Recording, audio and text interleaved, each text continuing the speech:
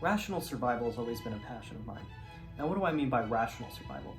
I think too many people that are preppers or survivalists don't prepare for things in a rational order in the sense of what they're most likely to have to deal with. They like preparing for fun scenarios like the economic collapse of the United States, or a hostile takeover by a foreign military, or solar flares, but not things like staying in shape so you are less likely to die of cardiovascular disease, or more down-to-earth prepping. You don't have to be a hardcore hunter or gun nut to do some rational prepping. So I'm going to talk about my favorite survival books, I think, for the regular person. Now, first, I think it's important to think about why you should even have a survival book. And in my mind, there's two purposes. One is to learn about survival in general and learn the subject. And two is a reference book. I'm mainly going to be talking about it from the purposes of a reference book. If something happens and you don't have access to the internet, there's no power, then having a book on hand is really good because it has a physical copy. It will last. Okay, the first one is going to be the SAS Survival Guide. This is pretty much the gold standard of general survival handbook. It has all of the normal subjects that you would think about what you would want to survive basically any climate on a desert island, and it has some references for normal situations like earthquakes and whatnot. But if you had to have one survival book, I would pick this. It's just the best overall well-rounded book. And the author, for those that don't know, was a former SAS serviceman. SAS is one of the most elite special forces units in the world, and they're Britain's best. The next books that I'm going to talk about are sort of contrasting them with each other. We have Where There Is No Doctor and Where There Is No Dentist, which are sort of like hand in hand. And then we have the Survival Medicine Handbook.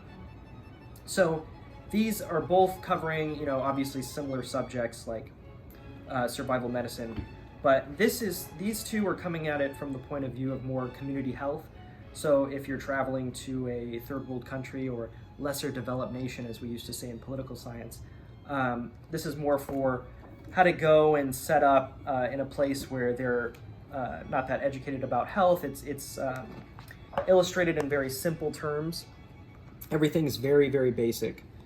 So this is more like, you're encountering these problems, so what do you do about them?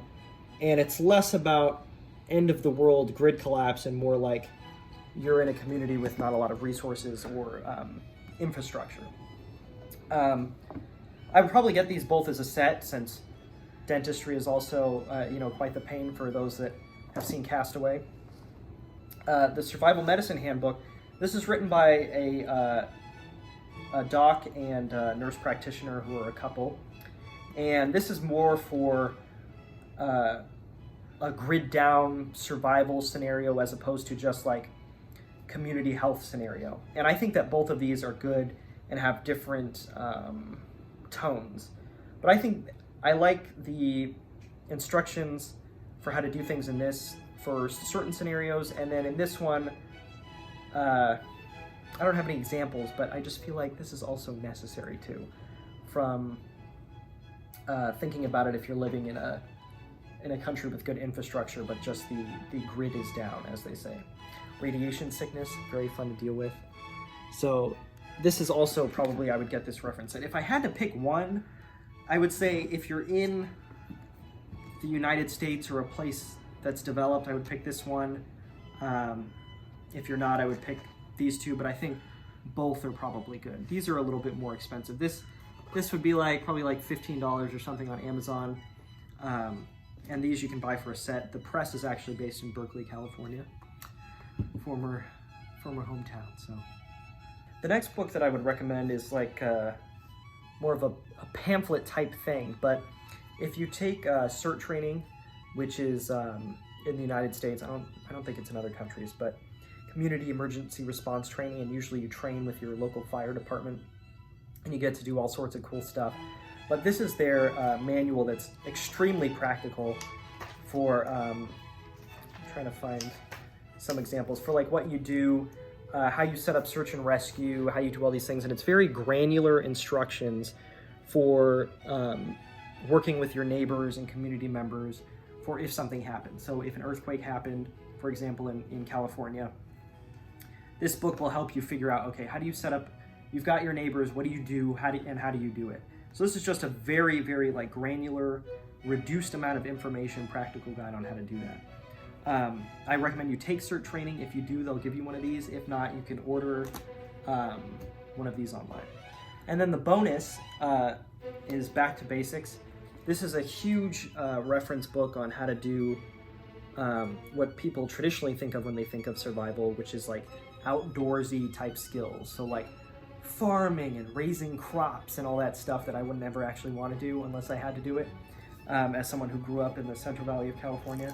But this has all sorts of beautiful illustrations on how to do, you know, random stuff. So this is the reason why this is the last recommendation, is because I think it's unlikely that we'll be in a bad enough scenario where you'll have to use this stuff. But this is an excellent resource book if you ever did. So yeah, so in order: 1, second set, third, fourth.